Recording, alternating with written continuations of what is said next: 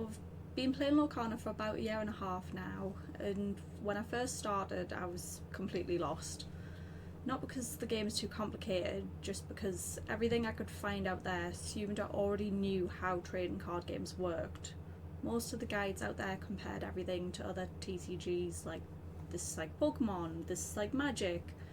But what if you've never played those games before? That was me. I hadn't played a card game since I was a kid, so jumping into Lorcana just felt like learning a whole new language without a beginner's guide. So that's what this series is for. I want to help those who are starting Lorcana as their first trading card game. No assumptions, no skipping steps, and no comparisons you won't understand. Just learning the game from the ground up together. So in this series we're going to cover the absolute basics of how Lorcana works.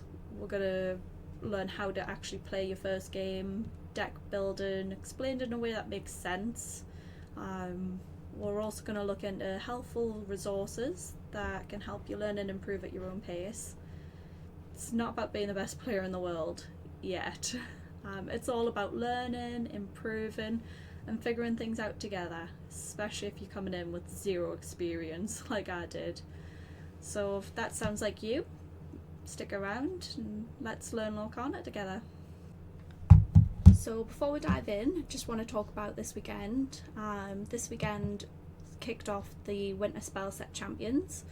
If you don't know what the Set Champions are, it's basically a competitive tournament that's tied to each set that's released. So we're in the middle of Winter Spell, so this was the Winter Spell Set Championships.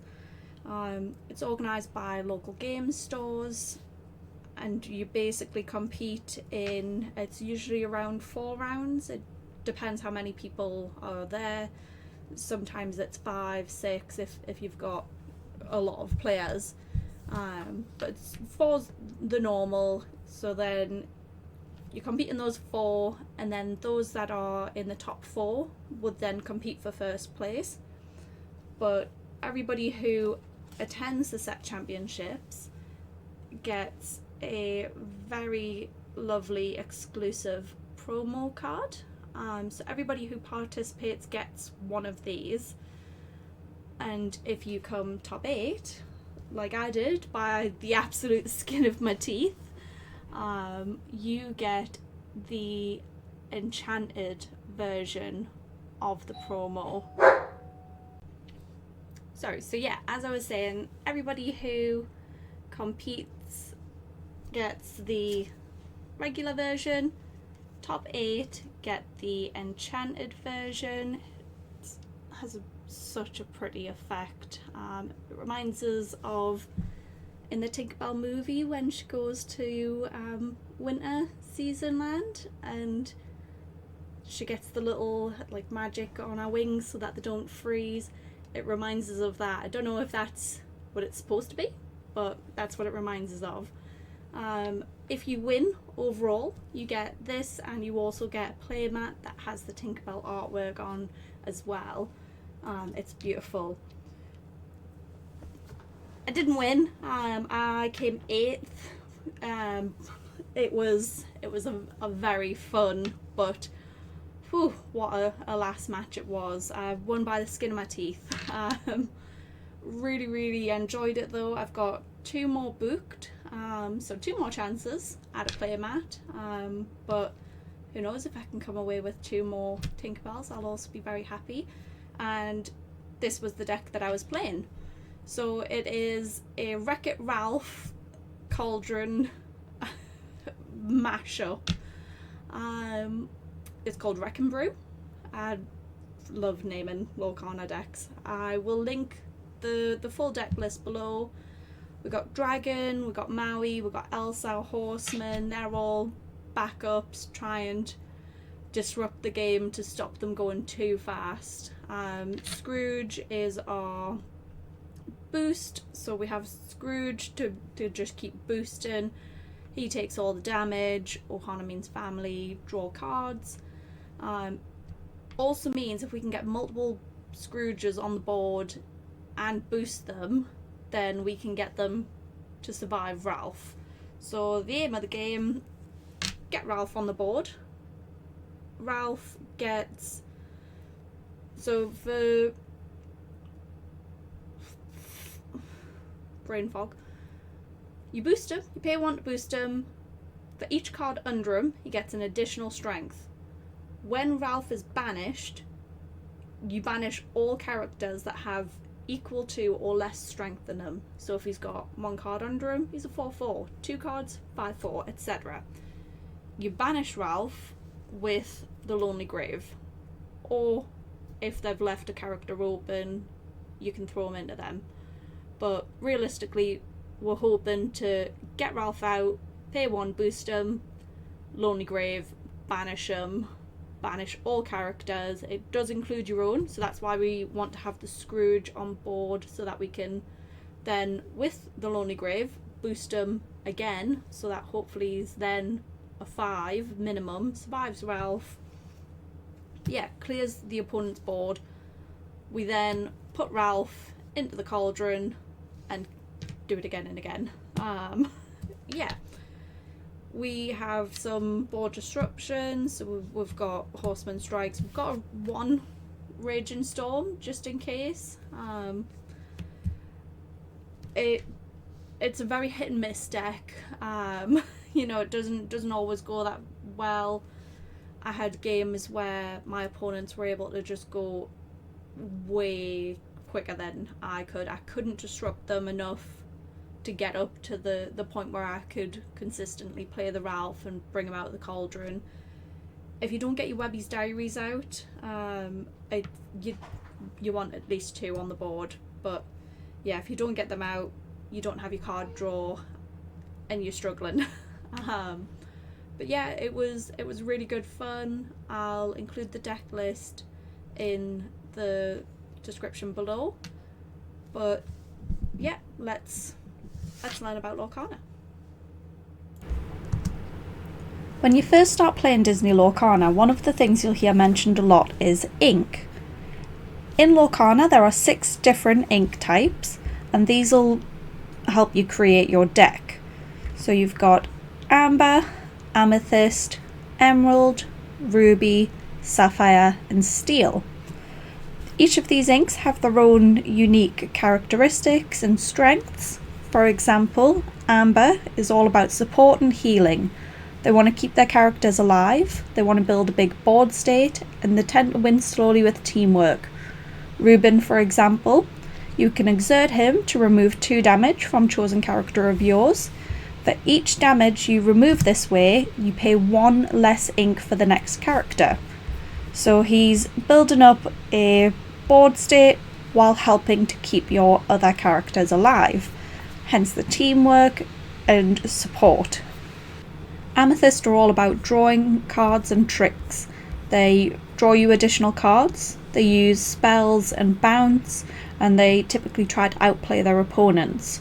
So Belle, for example, she has a shift cost of 3, so she can appear early in the game. She'll move damage rather than dealing damage, so it helps get around resist, and she quests for 2 to help put pressure on your opponents.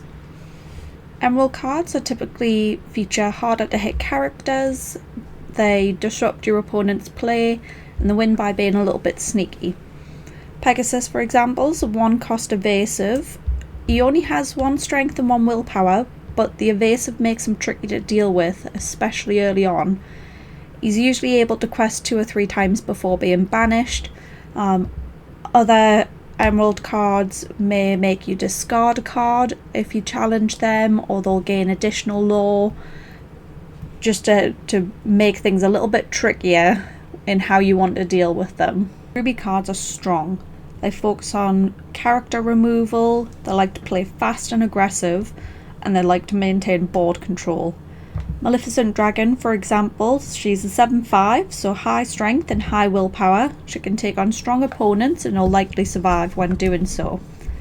She quests for 2 to help maintain lore control, and she'll banish a chosen character on play. So there's no way to get around this unless your character has ward.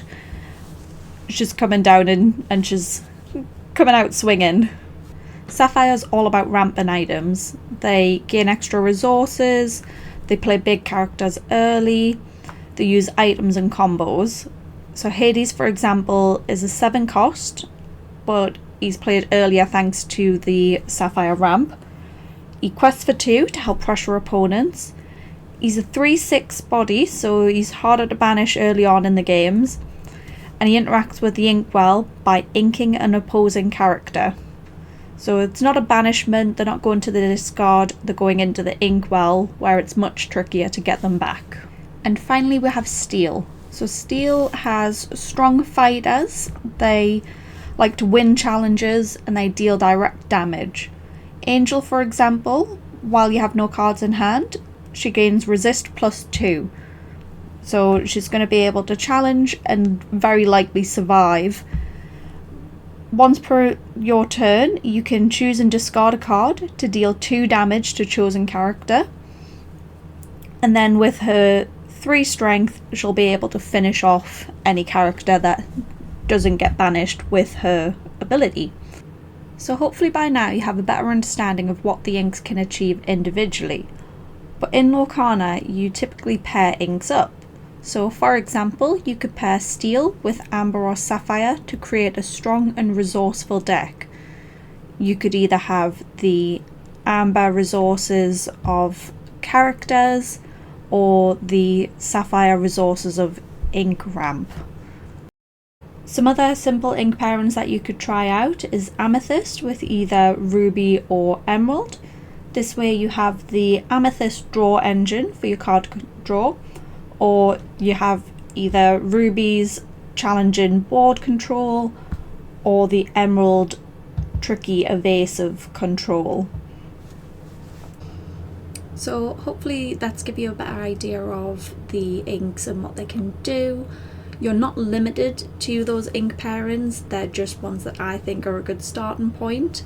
I would recommend trying out every ink, not only just for working out what your playstyle is, but it also just helps with games, because if you understand what an ink is trying to achieve, you're going to better understand what your opponent is trying to achieve. So 100% recommend trying out every ink colour, every ink pairing, just having fun. There's some really crazy interactions that you can have when you put different inks together. If this video has helped, then please follow along, because next we will be looking at the card types themselves. So we've got character cards, actions, locations, items. There's a few things to cover, but hopefully this has helped you at least get a better understanding of a starting point for Lorcana, which is the inks and what they do. So hopefully I'll see you again next time.